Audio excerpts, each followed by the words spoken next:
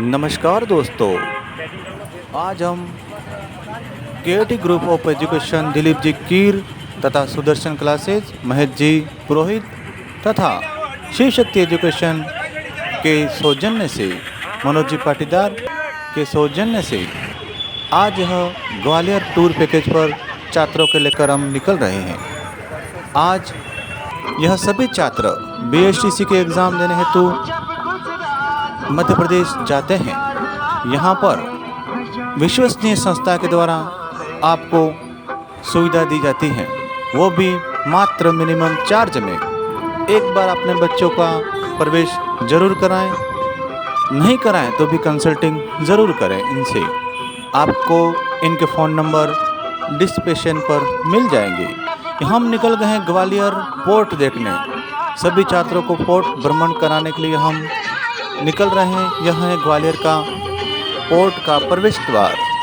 आप देखेंगे इस ग्वालियर पोर्ट की विभिन्न जानकारियाँ, पोर्ट के बारे में इतिहास तथा संपूर्ण बातें आपको बताई जाएगी। मैं आपको फिर अनुरोध करता हूँ कि विश्वसनीय संस्था से ही कोचिंग संस्था से ही आपके बच्चों का एडमिशन कराएं तथा उनसे ज़रूर एक बार मिलें।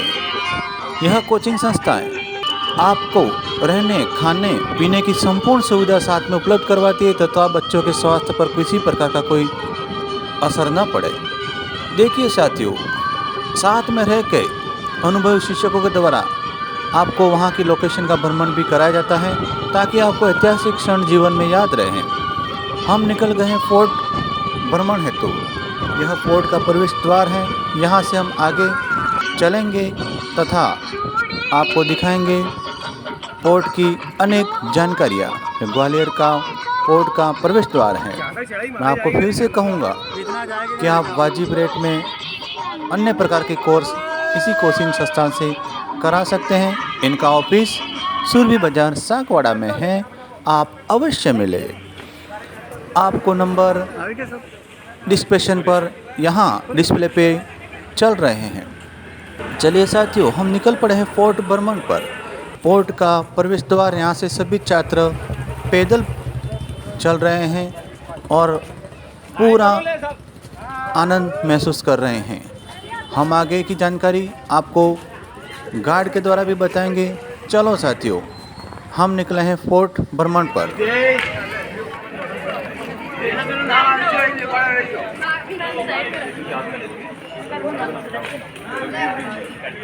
अच्छा वीडियो बड़ा ग्रुप में ना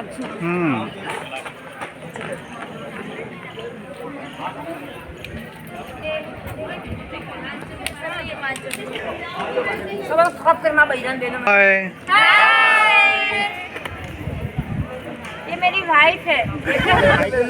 हाय, आज हम यहाँ पर पहुँच गए हैं कश्मीर एजुकेशन एवं शिव शक्ति एजुकेशन के माध्यम से सुदर्शन एजुकेशन के द्वारा ग्वालियर बीएसटीसी एडमिशन के एग्ज़ाम हेतु सारे स्टूडेंट को लेकर हम पहुँचे हैं। ये ग्वालियर पोर्ट दिखाने के लिए। आगे हम सारे पोर्ट को आपको दिखाएंगे हम, और इस एवज में मैं आपसे बात करवाऊंगा। ये हैं हमारे मनोज जी। सर बताइए सर, आप किन किन बच्चों को लेके आए हो? आज हम KIT education Sagwara, Shri Sudarshan classes Sagwara और शिव शक्ति एजुकेशन एकेडमी सागवाड़ा की तरफ से एसटीसी के एग्ज़ाम करवाने के लिए हम ग्वालियर में आए हैं। और हम अभी फ़िलहाल ग्वालियर फोर्ट घूम रहे हैं और आगे हमने गाइड किया है। हमारे सभी बच्चे यहाँ ग्वालियर फोर्ट देखने के लिए आए हैं। हमने हमारे साथ अभी एक गाइड भी लिए हैं जिनको हम आपसे अभी रूबरू कराएंगे और बच्चों को भी आगे ग्वालियर फोर्ट दिखाएंगे। और साथ में ग्वालियर फोर्ट के अंदर एक अच्छा सा गुरुद्वारा है, हम आगे वहाँ भी जाएंगे। और अभी हम शुरुआत कर रहे हैं ग्वालियर फोर्ट घूमने की और हम बात करवाएंगे हमारे मैनेजमेंट टीम से। ये हमारे गाइड हैं, ये लेकर चलेंगे हमको ग्वालियर फोर्ट के अंदर। यहाँ से हम स्टार्ट करते हैं। क्या बताना चाह रहे हैं गाइड साहब, बताइए यहाँ की हिस्ट्री। सभी स्टूडेंट के लिए ये कहना चाहते हैं कि अब ग्वालियर किला जो आप देखने आए हैं ये इंडिया का माना हुआ किला है। एक किले के अंदर कुछ ऐसी अद्भुत चीज़ें देखने को मिलती हैं जो अन्य और जगह पर नहीं दिखाई देती। जैसे यहाँ का जो पैलेस है ये मान मंदिर पैलेस के नाम से है। इसके अंदर अभी आप हैं, ये राजा मानसिंह के समय एक विशेष मीटिंग बुलाई जाती थी। इस मीटिंग में राजा की नौवीं रानी मृगनयनी भी आती थी। तो राइट में ऊपर देखेंगे तो 9 झरोखे बने हुए नजर आ रहे हैं। ये मानसिंह जी की 8-9 रानी यहाँ पर बैठी गई मीटिंग के समय। और इनके स्टेज वाले जो राजा हो नीचे बैठते थे जहाँ पर हम लोग खड़े हुए हैं, लेकिन जब इनको सत्ता रखी जाती थी भगवान के सामने प्रतिज्ञा रखते थे। तो लेफ्ट वाला जो बड़ा रूम है ये मंदिर हुआ करता था।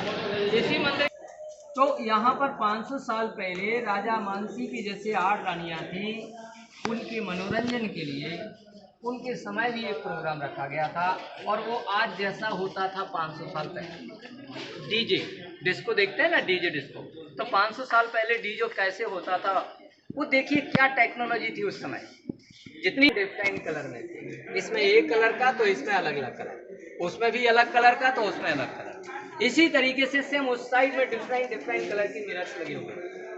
जब लाइट नहीं थी लेकिन और लैंप्स होती थी, कैंडल्स। तो स्टैंड बने हुए हैं, देखिए पत्थर से कटिंग में कितने खूबसूरत स्टैंड बनाए। यहाँ पर ऑल लैंप पर रखी जाती थी। इन लाइनों में रखी लैंपों की रोशनियाँ उधर वाले ग्लासेस पर पड़ती थी। जितने रंगीन ग्लास होते थे उतनी ही रंगों की लाइट का रिफ्लेक्शन इधर आता था और इधर वाले ग्लास का लाइट का रिफ्लेक्शन उस साइड में जाता था। तो बीच में जो जेंट्स और लेडी डांस करने वाली होती थी उनकी ड्रेस पर भी कई रंग के ग्लास लगे हुए थे, तो मल्टी कलर लाइट रिफ्लेक्ट होती थी। ऐसा देखने मिलता था, ऐसा कुछ मुगल आजम फिल्म में देखने मिलता है रिफ्लेक्शन। इनकी 4 रानियाँ इन जालों के पीछे अंदर बैठती थी पर्दे में, और 4 रानियाँ उस जालियों के पीछे। जैसे जो जेंट्स और लेडी डांस करने वाले ये रानियों के फेस को नहीं देख सकते, लेकिन रानियाँ अंदर से बैठ कर के सबको देख सकती। राजा मानसिंह और 2 गेस्ट ऊपर वाली बालकनी बैठते थे, 3 बालकनी बनी है। लेकिन इनका जो चीफ गेस्ट होता था उसे राजा से ऊंचा बिठाया जाता। डांसर लेडी डांस करने से पहले इनको मेकअप करना है, ड्रेस चेंज करना है, तो सामने वाला जो रूम था वो ग्रीन रूम होता। उनमें जो आप बड़े बड़े स्टोन के पीस देख रहे हैं उनमें शीशे लगे हुए थे, और हर शीशे के साइड में पर्दा डलता था, जिससे कि एक साइड में जेंट्स और एक साइड में लेडीज पर्दे में मेकअप और ड्रेस चेंज करने के बाद ओपन में डांस करते हैं। अब देखिए एक चीज सस्पेंस में रहेगी, लेडी डांस कर रही है, लाइट का रिफ्लेक्शन हो रहा है, लेकिन म्यूजिक कहाँ है? गाना होगा तभी तो डांस होगा। सही बात। तो उस समय वो डीजे आज का जो स्पीकर लाउड स्पीकर यूज कर रहे हैं, ऐसे 500 साल पहले स्पीकर था। तो कैसा था? इस रूम के अंदर एक अलग रूम बना हुआ है अंदर, वहाँ पर गाने बजाने वाले बैठ करके गाना गाते थे। उसकी आवाज़ ध्वनि बाहर आकर के इको साउंड के रूप में आती थी। जैसे इको होता है ना, इको साउंड, तो उससे अंदर से गाना बढ़ करके आवाज़ बाहर आती थी और मधुरता आवाज़ में आती थी। तो इको साउंड सिस्टम 500 साल पुराना। ये वाला जो रूम देखेंगे ये राजा रानी का मेन बेडरूम था, जहाँ पर बिना लाइट के कूलर चलते थे। तो जब लाइट नहीं थी वो कूलर कैसे चलता था वो देखिए।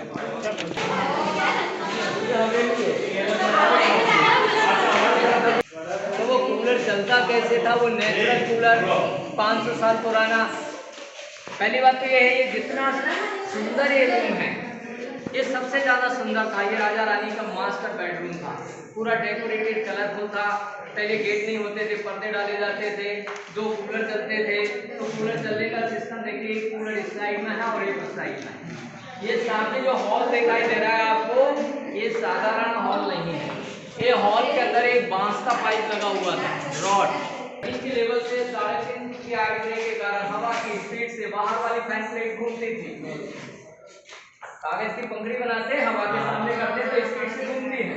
यहाँ प्रेशर ज़्यादा होने के कारण वो बांस का बना हुआ पंखड़ी भी स्पीड से घूमा। तो बाहर वाला घूमेगा तो अंदर वाला घूमेगा। फिर अंदर हवा आएगी, छत की जाली रहेगी, बीच में टैंक का पानी भरा रहता था, प्रेशर से पंख से टिकी हुई हवा पानी से टच होकर के अंदर आती है।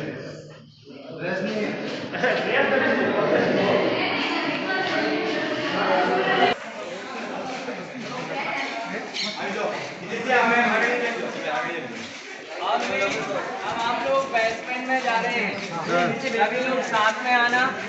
ए मेरी बात सुनना, कोई हुआ नहीं कर, लाइट नहीं है। सभी अपने मोबाइल चालू कर ले, लाइट लाइट जला के सब अपनी लाइट चालू कर ले, लड़कियां पहले जाएगी। ये पहले तलगर में आया भैया, -1 फ्लोर है, इसके बाद -2 में जाएंगे, फिर -3 में जाएंगे। ये रानियों का झूला घर था।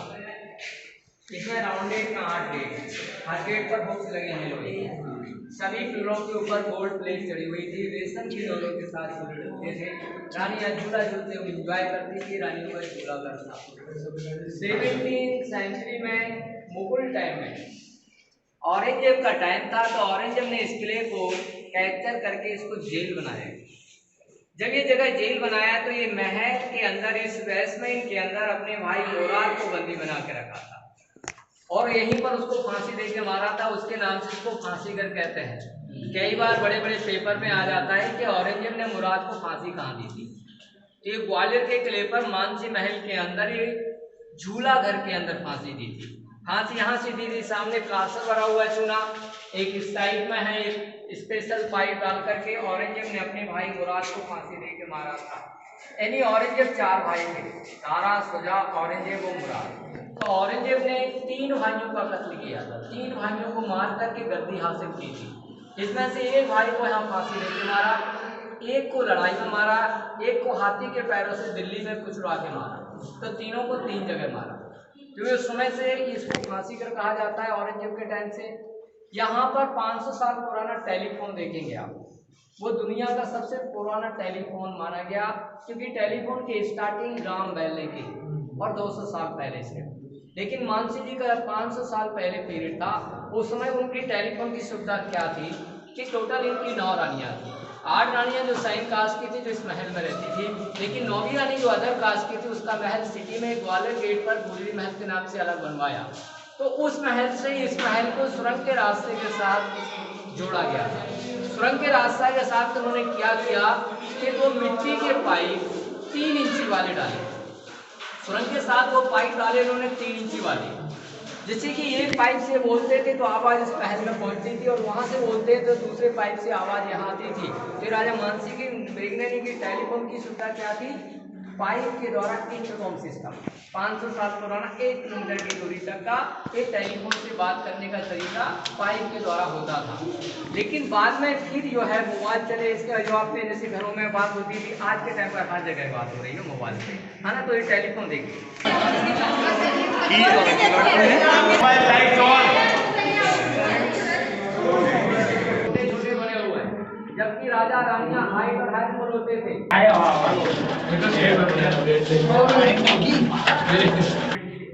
देखिए मैं ये जाल डला हुआ है, छोटा सा देख रहे हैं, ये छोटा सा टैंक है। इतना नहीं था मानसी जी के जमाने में, महाराजा मानसी के समय 15वीं शताब्दी में इस टैंक का एरिया ये खम्भों पे जस लगा हुआ 12 बाई 8 फुट का था, 12 फुट चौड़ा और 8 फुट गहरा था, जिसमें केसर से मिले हुए पानी में रानी स्नान करती थी। तो रानियों का नानी का वाट टब था, केसर मिले होने के कारण इसका नाम रखा गया था केसर कुंड।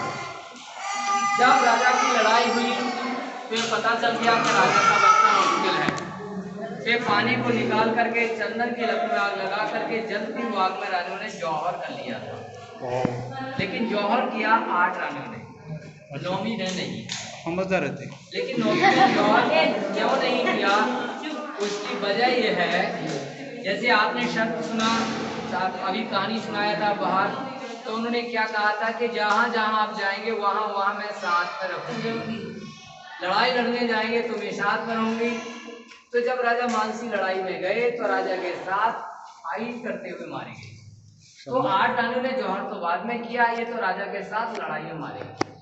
ब्रिगेडियर राजा के साथ लड़ाई मारी गई, 8 रानियों ने जौहर किया। तो पहले छोटी उस लड़की से शादी की थी तो उसने 3 वचन मांगे थे, मैं साथ में रहूंगी, युद्ध में शिकार खेलने के लिए टाइम पर जाऊंगी, साथ में मेरे गांव का पानी आना चाहिए। इस कारण से महिला मानसी के साथ में मारी गई थी। फिर 8 रानियों ने जौहर कर लिया था। मुगलों ने जब इसको जेल बनाया तब इसको छोटा कर दिया।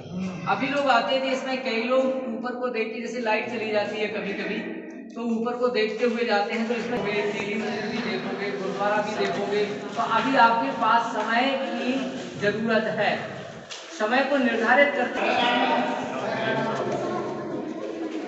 चलो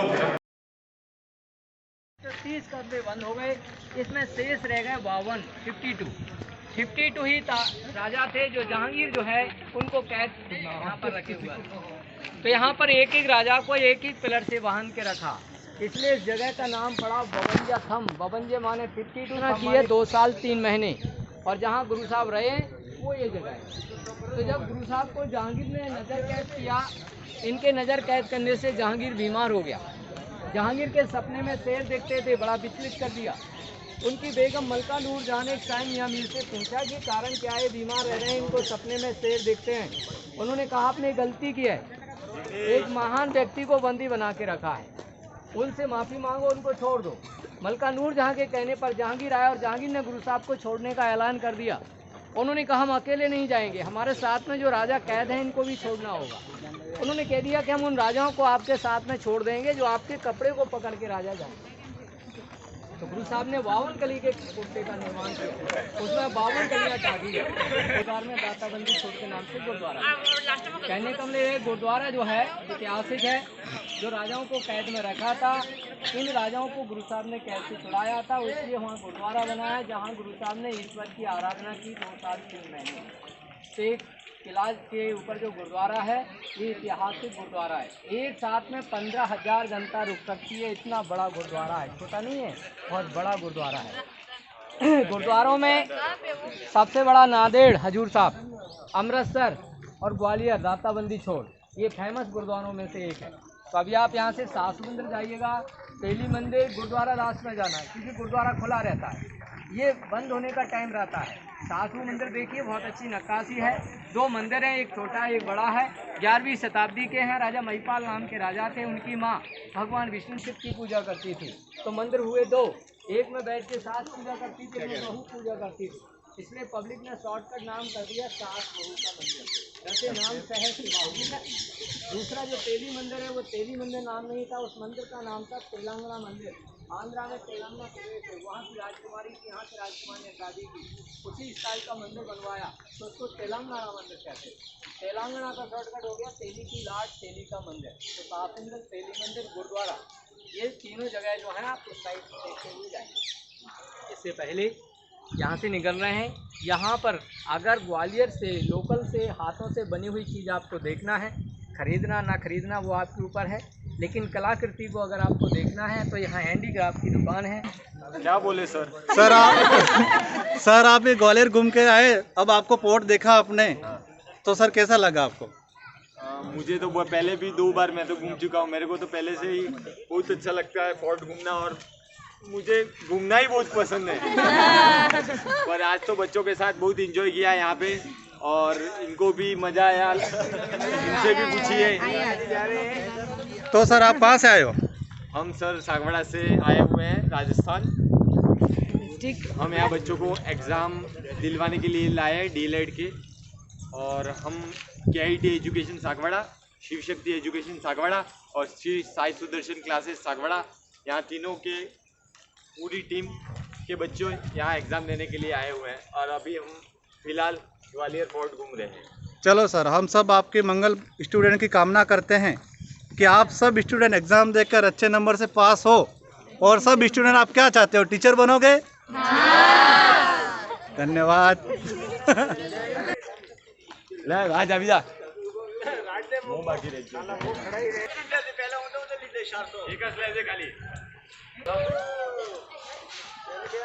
भारत माता की।